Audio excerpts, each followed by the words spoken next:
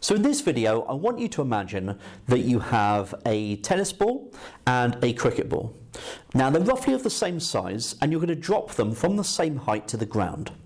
Which one will bounce the highest? Now you'd probably be thinking it'd be the tennis ball, okay, rather than the cricket ball. Cricket ball's quite hard, tennis ball has more springiness to it. So you might also then be thinking, right, if I keep with the tennis ball, it depends on the surface that I am dropping it onto as to how high the ball will spring up and bounce upwards. So if I drop the ball onto a concrete floor, it will be different than if I drop it onto a carpeted floor. Now you would expect that if the tennis ball drops onto the carpeted floor, it won't go as high as it would if it dropped onto a concrete floor. Okay? So Isaac Newton looked at measuring the speeds with which the ball drops to the ground and then the speed with which it bounces up.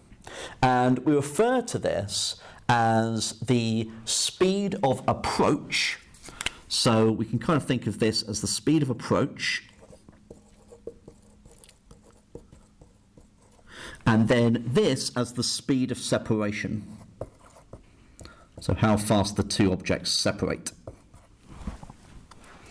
And what Newton found with his experiments were that if you looked at the speed of separation and you divided that by the speed of approach,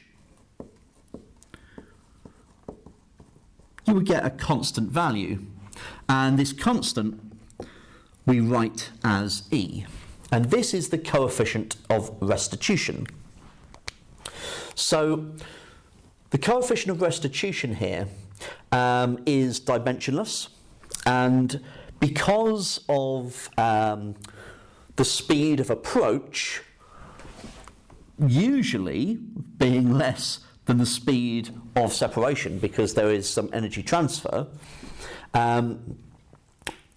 otherwise if it could be equal to 1, right, they could be exactly the same, but in the grand scheme of things you'd be expecting that the value you get here will be either between 0 and 1.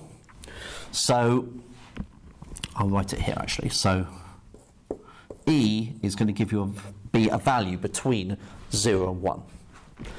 Now if it is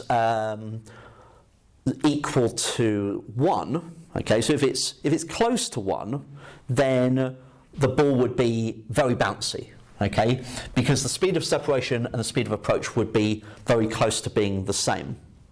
So the closer this is to 1, the bouncier the ball will be. And the closer it is to 0, that would mean that the speed of separation would be close to 0. That would mean that the ball is very unbouncy, if you like. So when it's actually equal to 1, so that means when it's very bouncy indeed, we refer to it as being perfectly elastic. So when E is equal to 1, it's perfectly elastic.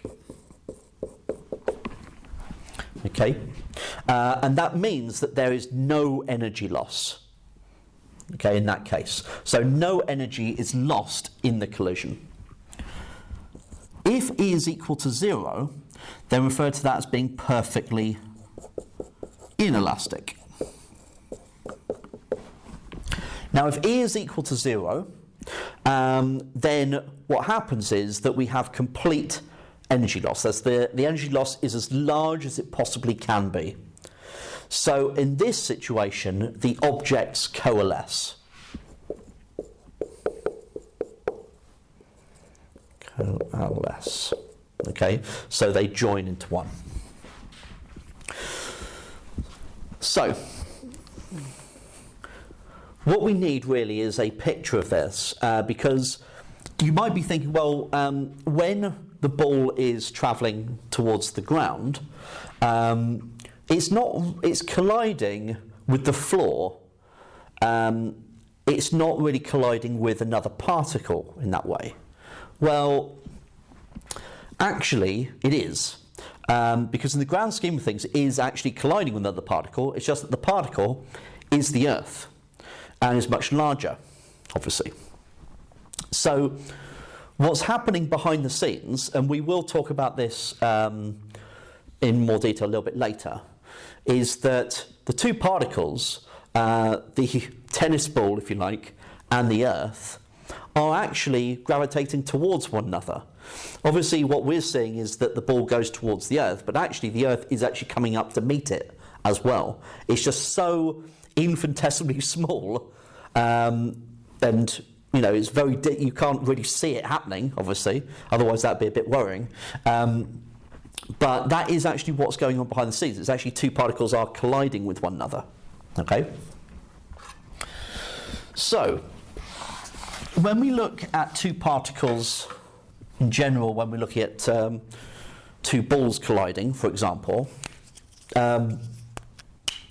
then we will have our particle A and particle B.